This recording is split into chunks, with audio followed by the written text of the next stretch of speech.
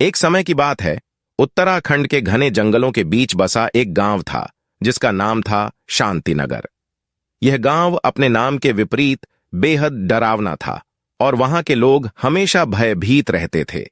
इस गांव की कहानी किसी भी आम गांव की तरह ही शुरू होती है, लेकिन एक घटना ने इसे भूतिया बना दिया। गांव के लोग बताते हैं कि कई साल पहले इस गांव में एक भयानक दुर्घटना हुई थी। गांव के प्रमुख ठाकुर रणवीर सिंह एक बहुत ही क्रूर इंसान थे। उनके अत्याचार से गांव के लोग बहुत परेशान रहते थे। रणवीर सिंह का एक बेटा था, अर्जुन, जो अपने पिता के विपरीत बेहद दयालु और नेक दिल था। गांव के लोग अर्जुन को बहुत पसंद करते थे और चाहते थे कि वह गांव का प्रमुख बने। एक दिन अर्जुन ने अपने पिता के अत्याचारों का विरोध करने की ठान ली। उसने गांव वालों को संगठित किया और रणवीर सिंह के खिलाफ बगावत की। इस विद्रोह के दौरान रणवीर सिंह ने अपने बेटे को मार डाला और गांव वालों को यह धमकी दी कि अगर किसी ने उसके खिलाफ आवाज उठाई तो उसका हश्र भी अर्जुन जैसा ही होगा। अर्जुन की मौत के बाद गांव में अजीब अजीब घटनाएं होने लगीं। लोगों ने रात में अजीब आवाजें सुननी शुरू कर दीं।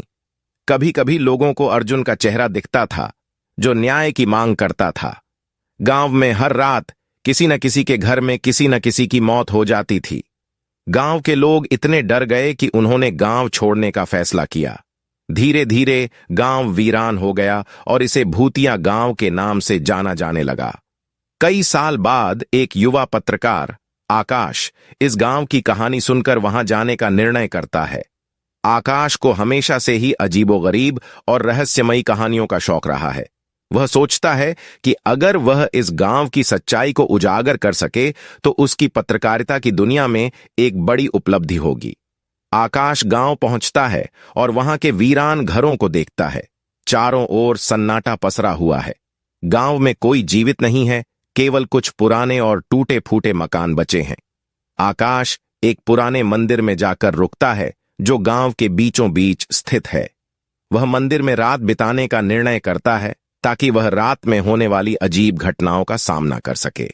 रात होते ही आकाश को अजीब आवाजें सुनाई देने लगती हैं। उसे लगता है कि कोई उसके आसपास घूम रहा है। उसने अपनी कैमरा चालू किया और उन आवाजों को रिकॉर्ड करने लगा। तभी उसे मंदिर के बाहर एक परछाई दिखती है।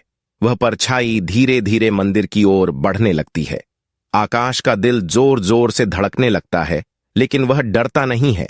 वह परछाई का सामना करने के लिए तैयार हो जाता है। परछाई मंदिर के अंदर प्रवेश करती है और आकाश के सामने आकर खड़ी हो जाती है। यह वही परछाई थी जो गांव वालों ने अर्जुन के रूप में देखी थी। अर्जुन की आत्मा आकाश के सामने प्रकट होती है। उसकी आंखों में दुहक और दर्द भरा हुआ है। आकाश ने साहसिक होकर पूछा, कौन हो तुम और यहां क्यों भटक रहे हो? अर्जुन की आत्मा ने जवाब दिया, मैं अर्जुन हूं, इस गांव का पूर्व निवासी। मेरे पिता ने मुझे मार डाला और मेरी आत्मा को इस गांव में भटकने के लिए छोड़ दिया। मैं न्याय चाहता हूं। तो दोस्तों, अगर अभी तक आपने वीडियो को लाइक और चैनल को सब्सक्राइब नहीं किया है तो वीडियो को लाइक और चैनल को सब्सक्राइब जरूर कर ले। आकाश ने पूछा, मैं तुम्हारी कैसे मदद कर सकता हूं? अर्जुन ने कहा, तुम्हें मेरे पिता की आत्मा को इस गांव से निकालना होगा। जब तक उनकी आत्मा यहां है तब तक मैं मुक्त नहीं हो सकता। आकाश ने हामी भरते हुए कहा, मैं तुम्हारी मदद करूंगा। बताओ, मुझे क्या करना होगा? अर्जुन ने बताया, मेरे पिता की आत्मा गांव के पुराने किले में है। तुम वहां जाओ और उनके अत्याचारों की सच्चाई सबके सामने लाओ। तभी उनकी आत्मा को मुक्ति मिलेगी और मैं भी मुक्त हो जाऊंगा। आकाश ने अर्जुन की आत्मा को आश्वासन दिया और अगले दिन गांव के पुराने किले की ओर चल पड़ा। किला अब भी डरावना और वीरान था। अंदर जाने पर उसे रणवीर सिंह की आत्मा दिखाई दी। उसकी आंखों में नफरत और क्रूरता साफ झलक रही थी। रणवीर सिंह की आत्मा ने आकाश को देखा और कहा, तुम यहां क्यों आए हो? क्या तुम नहीं जानते कि इस किले में आना मना है?